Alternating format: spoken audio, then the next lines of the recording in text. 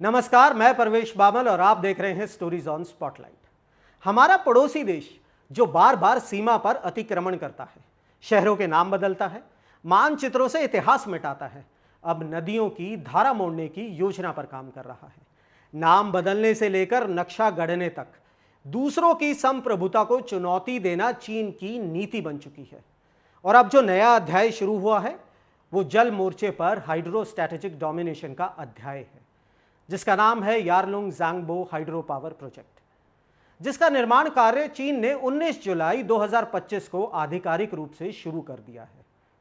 यह कोई आम प्रोजेक्ट नहीं है, यह दुनिया का सबसे महंगा और सबसे बड़ा हाइड्रो पावर प्रोजेक्ट है, जिसकी लागत है करीब 167.8 बिलियन अमेरिकी डॉलर, यानी लगभग 13.87 लाख करोड़ रुपए।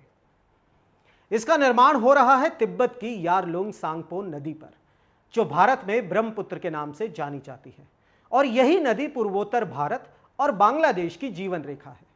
इस प्रोजेक्ट से हर साल 300 बिलियन किलोवाट घंटे बिजली पैदा होगी, जिससे 30 करोड़ से ज्यादा लोगों को बिजली दी जा सकती है। इसकी स्थापित क्षमता होगी 70 गीगावाट, यानी चीन का थ्री गॉर्जेस डैम, जो अब तक दुनिया का सबसे बड़ा डैम था, उससे भी 3 गुना बड़ी। इस प्रोजेक्ट में 5 कैस्केड हाइड्रो पावर स्टेशन शामिल होंगे और इसे 2033 तक कमर्शियल ऑपरेशन में लाने की योजना है। चीन इसे अपनी ऊर्जा स्वतंत्रता, कार्बन न्यूट्रलिटी और तिब्बती क्षेत्र के विकास के नाम पर पेश कर रहा है। वो कहता है कि यह प्रोजेक्ट बाढ़ नियंत्रण, रोजगार सृजन और स्थानीय मांग को पूरा करेगा। लेकिन अगर उद्देश्य इतना ही निर्दोष है तो फिर यह डैम उस स्थान पर क्यों बन रहा है जहां ब्रह्मपुत्र नदी ड्रामेटिक यू टर्न लेती है। इसी मोड़ को द ग्रेट बेंड कहा जाता है, जहां नदी लगभग 2000 मीटर नीचे गिरती है, जहां जल विद्युत उत्पादन की क्षमता जरूर अधिक है, लेकिन यह क्षेत्र सक्रिय टेक्टोनिक प्लेट सीमा पर है, जहां अक्सर भूकंप आते रहते हैं। तो यह सिर्फ एक इंजीनियरिंग चमत्कार नहीं है, बल्कि एक भू राजनीतिक बिसात की तैयारी है। भारत और बांग्लादेश के लिए इसके क्या खतरे हैं, चलिए थोड़ा उन पर नजर डालते हैं। सबसे बड़ा डर यह है कि चीन ब्रह्मपुत्र के जल प्रवाह को अपने अनुसार मोड़ या रोक सकता है। अरुणाचल प्रदेश के मुख्यमंत्री पेमा खांडू ने इस प्रोजेक्ट को टिकिंग वाटर बॉम्ब कहा है, एक ऐसा अस्तित्वगत खतरा जो सीमावर्ती राज्यों को तबाह कर सकता है। उनका कहना है कि चीन पर भरोसा नहीं किया जा सकता। यदि चीन युद्ध या तनाव के समय अचानक पानी छोड़ता है तो उत्तर पूर्व में बाढ़ आ सकती है, और अगर वो पानी रोक ले तो सूखा, कृषि संकट और पीने के पानी की कमी आ सकती है। अगला खतरा है पर्यावरणीय और पारिस्थितिकी तंत्र को। बांध के कारण पोषक गाद नीचे नहीं पहुंचेगी, जिससे असम और अरुणाचल की उपजाऊ जमीन पर असर पड़ेगा। मछलियों का प्रवासन रुकेगा, वेटलैंड्स और जैव विविधता के हॉटस्पॉट प्रभावित होंगे। बांग्लादेश में ताजे पानी की आपूर्ति घटेगी और तटीय क्षेत्रों में सैलिनिटी यानी खारेपन की समस्या बढ़ेगी। सुंदरबन डेल्टा, जो दुनिया के सबसे संवेदनशील पारिस्थितिक क्षेत्रों में से एक है, वो भी खतरे में पड़ सकता है। इस प्रोजेक्ट का स्थान भूकंपीय रूप से संवेदनशील क्षेत्र में है। इतने भारी जल भंडारण से टेक्टोनिक स्ट्रेस बढ़ सकता है, जो भयानक भूकंप को जन्म दे सकता है। और सबसे बड़ी चिंता है चीन की पारदर्शिता और वैधता की कमी। चीन, भारत और बांग्लादेश के बीच ब्रह्मपुत्र को लेकर कोई कानूनी जल साझाकरण समझौता नहीं है। चीन ना तो यूएन वाटर कोर्सेस कन्वेंशन 1997 का हिस्सा है और ना ही वो मॉनसून के दौरान डेटा साझा करता है। कोई ट्रांसपेरेंसी नहीं, कोई जवाबदेही नहीं। भारत ने अपनी चिंताएं स्पष्ट की हैं। विदेश मंत्रालय ने चीन से अनुरोध किया है कि उसकी गतिविधियां नीचे के देशों पर असर ना डालें। इसके जवाब में चीन ने कहा है, इस डैम से कोई नकारात्मक प्रभाव नहीं पड़ेगा। लेकिन क्या यह सिर्फ आश्वासन पर्याप्त है? भारत ने अपने स्तर पर कई कदम उठाए हैं।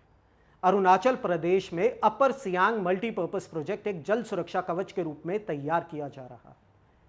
2006 में भारत चीन के बीच बना एक्सपर्ट लेवल मैकेनिज्म, जिसके तहत बाढ़ के मौसम में कुछ डेटा साझा होता है, पर उसमें भी पारदर्शिता की कमी बनी हुई है। हाल ही में एनएसए अजीत डोभाल और चीनी विदेश मंत्री वांग यी के बीच सीमा और जल मुद्दों पर चर्चा हुई है। भारत अब स्पेस बेस्ड सर्वेलेंस की योजना बना रहा है ताकि तिब्बत में बन रही संरचनाओं की सटीक जानकारी मिल सके।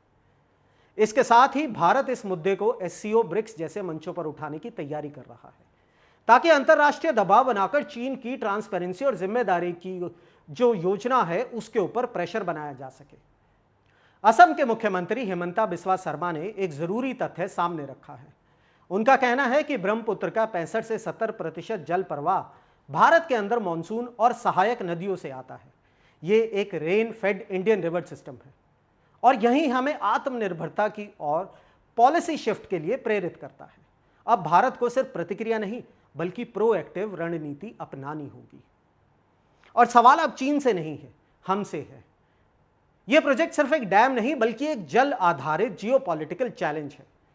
चीन अपने विस्तारवाद को अब नदी की धार में ढाल रहा है और भारत को तय करना है कि वो सिर्फ नीचे बहने वाला देश रहेगा या अपने पानी का पथ और प्रतिष्ठा दोनों खुद तय करेगा।